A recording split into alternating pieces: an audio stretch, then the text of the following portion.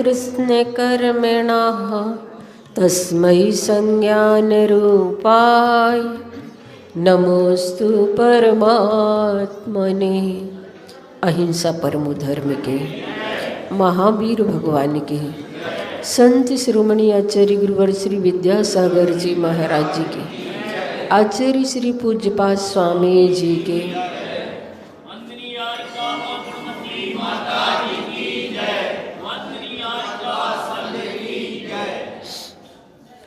आचार्य श्री ने योग की सिद्धि के 6 साधन बताए हैं, जिसमें उत्साह, आस्था, रुचि, लगन, परिश्रम और तत्व ज्ञान। इन 6 साधनों से साधक अपनी योग की सिद्धि कर लेता है। साथ ही यह भी कहा कि जनपद का त्याग होना चाहिए।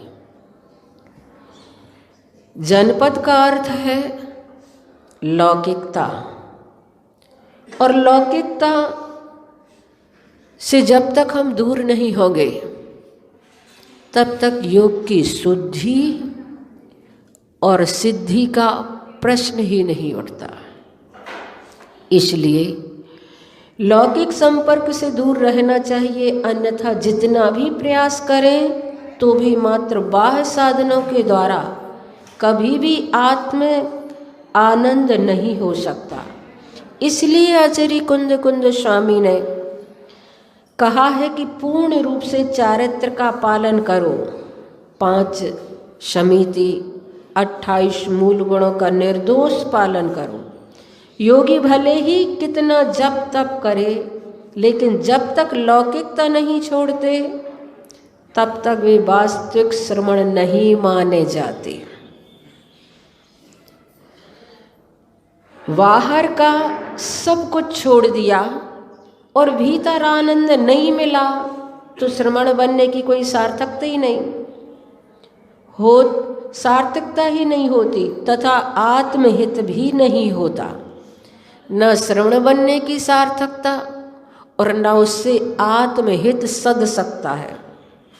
यह नाम आत्मा के लिए अभिशाप सिद्ध होता है। आत्मा का रूप, रस, गंध, स्पर्श से कुछ भी प्रयोजन सिद्ध नहीं होता। अतः वे योगी लौकिकता से मौन रहते हैं तथा अपने आप में लीन होकर परमानंद का अनुभव करते हैं। जब इस प्रकार से आचार्य पूज्यपाद स्वामी ने कहा, तब फिर आगे की गाथा में कहा जा रहा है परमानंद का कार्य। परमानंद का क्या कार्य है? तो इस गाथा से कहा जा रहा है आनंदो निर्दहत्यद्धम कर्मेंधन मनारतम न चासौ खिद्यते योगी बहिर्दुःखे स्वचेतनः।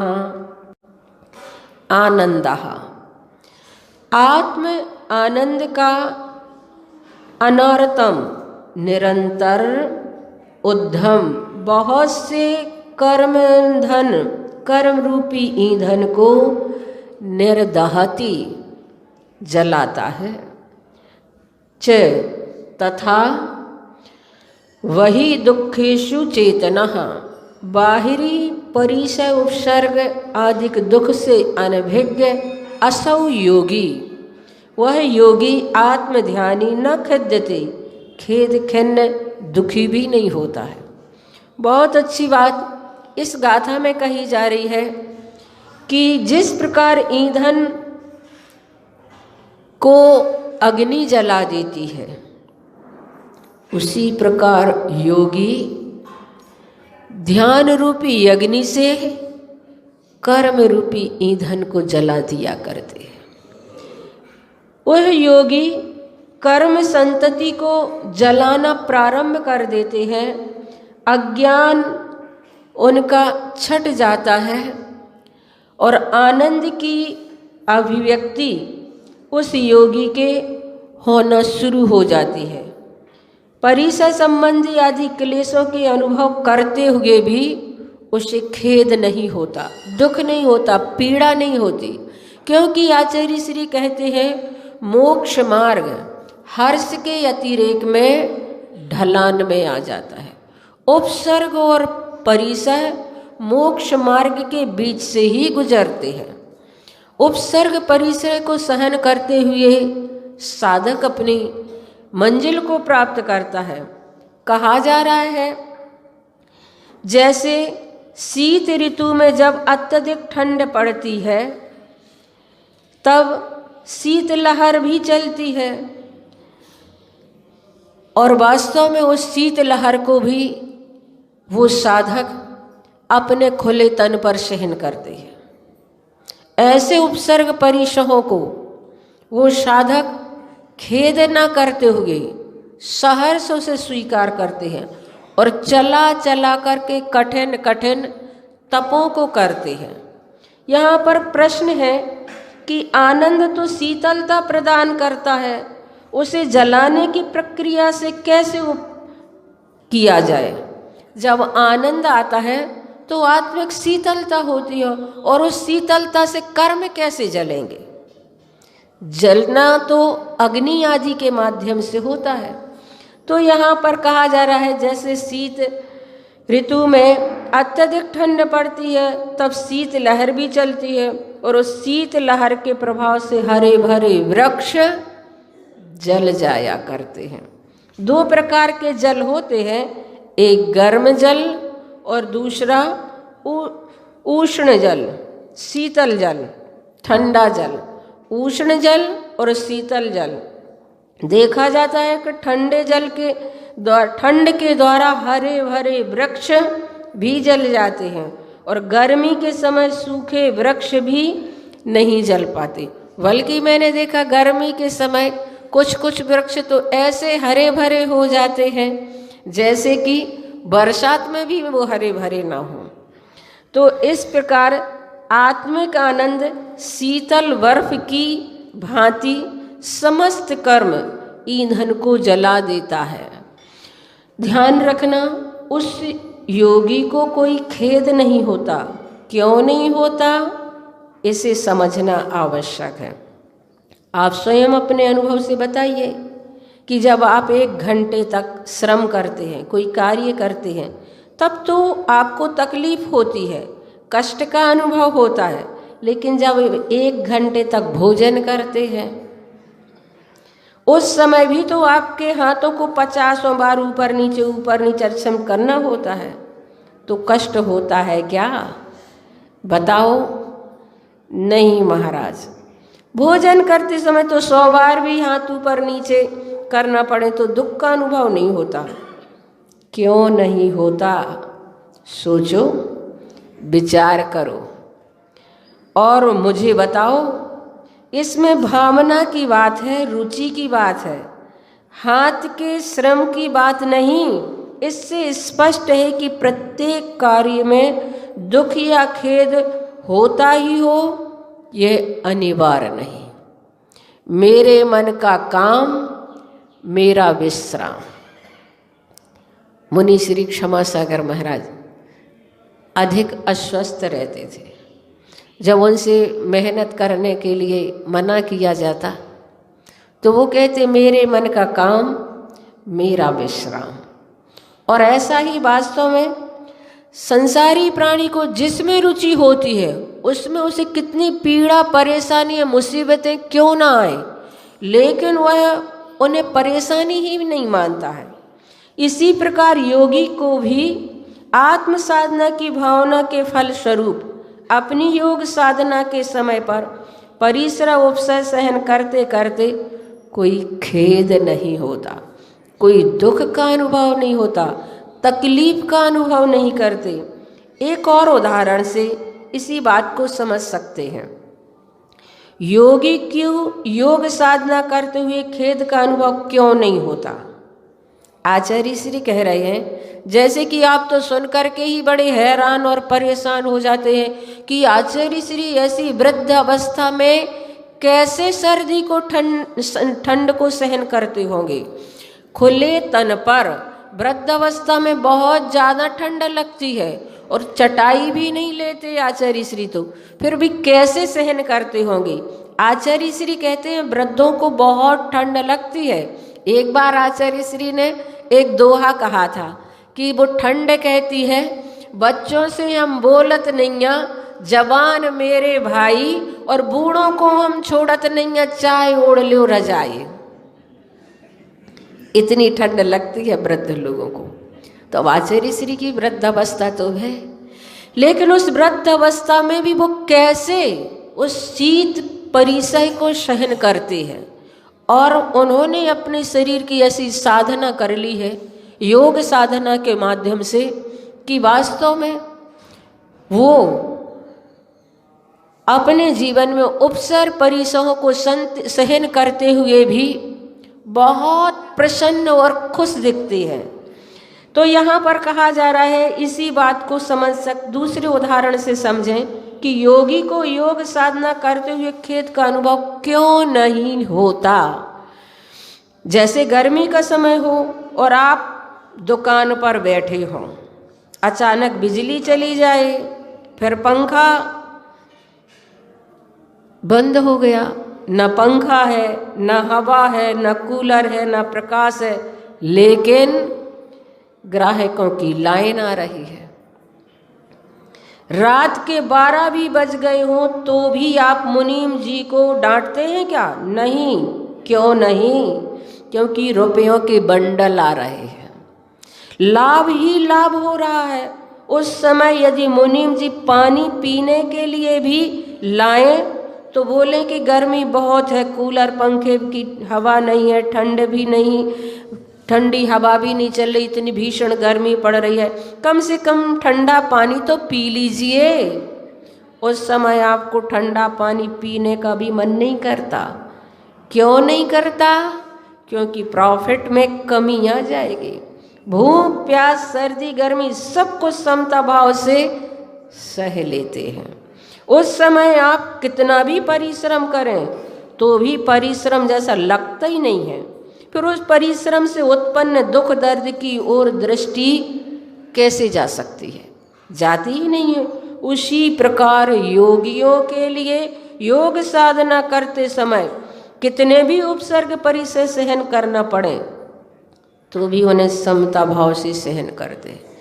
आचार्य श्री कहते हैं जैसे आपने मानसिकता बना ली है धन में, कितनी भी रातों के जागे हुए क्यों ना हो, आचार्य श्री कहते हैं आज तक मुझे कभी अपवाद में भी ये सुनने को नहीं मिला कि किसी को नोट गिनते गिनते नींद आ गई हो। माला गिनते गिनते नमोकार मंत्र की माला करते करते तो नींद आ ही जाती है, ही कह रही हूँ भी नहीं, लेकिन नोट गिनते गिनते नींद आ जाए ऐसा आज तक कभी अपवाद में भी सुनने को नहीं मिला। क्यों? क्योंकि रुचि जिस व्यक्ति की जहाँ होती है वहाँ मन पूर्ण रूप से लगता है, समग्र रूप से लगता है। योगियों को योग साधना में इतना आनंद आता है कि उन्हें अपनी जीवन की अनुभूति ऐसी होती जैसे मैंने कल बताया था कि सो इंद्र नाग नरेंद्र बा अहिमिंद्र के ना ही कहो। तो आचार्य श्री कह रहे हैं इस प्रकार से वो योगी उपसर्ग परिसर सहन करना भी पड़े तो उन्हें समता भाव से सहन करते हैं। उनमें उत्पन्न कष्ट या वेदना की ओर उपयोग ही नहीं ले जाते हैं, उन्हें तत्संबंधी कोई खेद ही नहीं होता है। धन्य है वे योगी। वह शारीरिक दुखों की ओर अपनी चेतना को नहीं ले जाते हैं। यह महापुरुषों की आत्मिक साधना का महात्म्य है। और वास्तव में हम जैसी मानसिकता अपनी बना लेते हैं उस प्रकार का हमें फील भी होने लगता है, उस प्रकार का हमें अनुभव भी होने लगता है। इसलिए आचार्य श्री यहाँ पर कह रहे हैं ज्ञानी के ज्ञान की यही विशेषता है कि योगी वह दुखेशु न खेद्यते। बाहरी दुखों में, शारीरिक दुखों में कभी खेद खिन्न नहीं होते, किसी भी प्रकार के उनके दुखों में मुख म्लान नहीं होता है। वास्तविक ज्ञान तो यही है जो अपने आप को नियंत्रित कर ले, संयत कर ले और समता से समन्वित हो। यही ज्ञान राग द्वेष को उत्पन्न नहीं करता है। ऐसा वीतराग विज्ञान ही स्वस्थ ज्ञान माना जाता है। स्वस्थ ज्ञान का मतलब सम्यक ज्ञान। सम्यक ज्ञान यानी समीचीन ज्ञान, वास्तविक ज्ञान जो हमें यथार्थ से परिचय कराता है, जो हमें भ्रम में नहीं रखता है, जो हमें असलियत की पहचान कराता है, ऐसा ज्ञान स्वस्थ ज्ञान माना जाता है। और ऐसे ज्ञान को योगी का स्वस्थ ज्ञान तन से सुख का कोई प्रबंध ही नहीं करता, तन के सुख का, यहाँ तक कि तन के सुख की ओर उनका ध्यान ही नहीं जाता। हाँ, आचार्य श्री एक बार नैनागिर में चातुर्मास कर रहे थे और उस समय आचार्य श्री के प्रवचन पार्श्वनाथ भगवान के उस हाल में हो रहे थे। ऊपर खिड़की खुली थी, धूप आचार्य श्री की ओर आ रही थी। आचार्य श्री के चेहरे ही पर वो सीधी धूप पड़ रही थी, तो लोग आकुल व्याकुल हो रहे थे कि सीधी चेहरे ही पर धूप पड़ रही तो आचार्य श्री को परेशानी हो रही होगी। तो लोगों को जब ऐसा देखा तो आचार्य श्री ने कहा क्या हो गया? तो कहने लगे आचार्य श्री ऊपर से धूप आ रही है इसलिए आपको परेशानी हुई। आचार्य श्री कहते नहीं, पुद्गल के ऊपर पुद्गल की छाया है, मुझे तो कोई ऐसा एहसास ही नहीं हो रहा। तुम लोगों का मन कितना चंचल हो गया इस बात को देखकर। तो लगा कि वास्तव में आचार्य श्री का ऐसी चीज़ों की ओर कभी उपयोग ही नहीं जाता है कि उन्हें कभी कोई पीड़ा और कष्ट इस प्रकार से उनके शरीर पर है। कैसी कैसी विषमताएं आचार्य श्री के जीवन में आई, शारीरिक कष्ट। ऐसी स्थिति भी उस नैनागिर में हो गई थी जब आचार्य श्री संलेखना के लिए ही तैयार हो गए थे कि अब तो हम संलेखना ही लेंगे। तब भी आचार्य श्री ने अपनी चर्या में किसी प्रकार से समझौता नहीं किया। ऐसे साधक वंदनीय है, प्रशंसनीय है, अभिनंदनीय है और सभी के दिलों पर राज करते हैं। तो बंधुओं, यहाँ पर कहा जा रहा है कि तन के सुख की ओर उनका ध्यान ही नहीं जाता। योगी को ग्रीष्म काल में कूलर की और शीत काल में हीटर की भी कोई आवश्यकता नहीं होती। ग्रीष्म काल में उनका ऊपर से मात्र शरीर तपता है, भीतर तो परमानंद रूपी एसी की व्यवस्था रहती है। चिंतन है ये आचार्य श्री का, और चिंतन आत्मानुभव। उन्होंने अपने आत्मानुभव को हम सभी के समक्ष प्रस्तुत किया है, इसलिए वाह तपन का भीतर कोई प्रभाव नहीं पड़ता। जैसे पेड़ पौधों को सूर्य प्रकाश की शक्ति मिलती रहती है तो वे उस प्रकाश के ताप से जलते नहीं हैं बल्कि खिलते हैं। यदि उन्हें सूर्य प्रकाश की शक्ति प्राप्त नहीं होती तो उनके पास तो पुष्पित होने की शक्ति वह भी क्षीण हो जाती है। उसी प्रकार योगी की आत्म शक्ति उद्घाटित होती रहती है तो उसमें हमेशा हमेशा आत्मानंद या परमानंद रूपी फूल खिलते रहते हैं। आप लोगों ने देखा होगा इसी भीषण गर्मी में जब रोड, डामर रोड बिल्कुल तपा हुआ होता है, तप्त तपे जैसा, ऐसे समय में आचार्य श्री विहार कर देते हैं। और वास्तव में उनकी यह योग साधना अतिशय और चमत्कार को लेकर के पैदा करने वाली हो जाती है। कई बार तो जब ऐसे समय में विहार कर देते आचार्य श्री, पता नहीं अचानक कहाँ से ऐसे बादल आ जाते हैं और ऐसी शीतलता प्रदान कर देते हैं जैसे देवलोग उनके साथ साथ विहार करते हों और उनकी उस तपती हुई साधना को देखकर आगे का मार्ग सिंचित करते चले जाते हों। तो बंधुओं, वो कभी अपेक्षा नहीं रखते इस चीज़ की, लेकिन आचार्य श्री के पास ऐसी सिद्धि है। एक बार एक बहन ने बताया था कि माता जी आचार्य श्री को मैंने अमरकंटक में देखा कि उनके चारों तरफ इतना प्रकाश, ट्यूबलाइट से भी ज़्यादा चारों तरफ प्रकाश ही प्रकाश था। और ऐसे प्रकाश को देख देख करके उसको आश्चर्य हो रहा था कि ये क्या हो रहा चारों तरफ से। तो उसने आचार्य श्री से कहा, आचार्य श्री ये चारों तरफ आपके प्रकाश ही प्रकाश दिखाई दे रहा है, क्या है? आचार्य श्री ने कहा, बोलो मत, सिर्फ देखो। तो आचार्य श्री इन चीज़ों को कभी प्रचार प्रसार में नहीं लाना चाहते हैं कि हमारी इतनी तपस्या है, और देव लोग भी उनकी कई कई बार आकर के भैया वृत्ति कर जाते हैं। एक बार विनय भैया ने कहा था, आचार्य श्री के कमरे में तो अधिकांश कोई नहीं रहता है, कोई भैया वगैरह अगर कभी विश्राम करते, तो विनय भैया ने कहा था कि रात में देव लोग आकर के उनकी भैया वृत्ति करते हैं, आचार्य श्री को पता नहीं रहता, तो ये सारे में कह देंगे ऐसा कर देंगे कि उनको लगता है कि कोई भैया वृत्ति करने के लिए आया है, तो उन्हें मना करें। और जबकि वहाँ देखते तो वहाँ कोई नहीं रहता है, कोई रहता ही नहीं है। पर वास्तव में आचार्य श्री की ऐसी साधना की, ऐसे पंचम काल में भी उनके चारों तरफ देव लोग रहते हैं। एक बार आचार्य श्री ने कहा था, जो पंचम गुण स्थान वर्ती है उसके चारों तरफ देव लोग रहते हैं। कुंडलपुर में आचार्य श्री ने ये बात कही थी। पर गुण स्थान पंचम है कि नहीं, भावों की बात कही जा रही, गुण स्थान की बात कही जा रही है, सिर्फ बेस की बात नहीं कही जा रही। अगर भावों से पंचम गुण स्थान है तो देव लोग उसके पास रहते हैं। देवा भी तस्य पणमंती जस्य धम्मे सयामणो। तो बंधुओं, ऐसे साधक चला चला करके कष्टों को सहन करते हैं और उनकी कभी अपेक्षा नहीं रखते कि कोई आकर के हमारे इन कष्टों को दूर करे। तो समय अपना हो गया है, 9 बार बड़े बाबा का जाप करेंगे। ओम ह्रीं श्रीं क्लीं मैं बड़े बाबा रे हम नमः।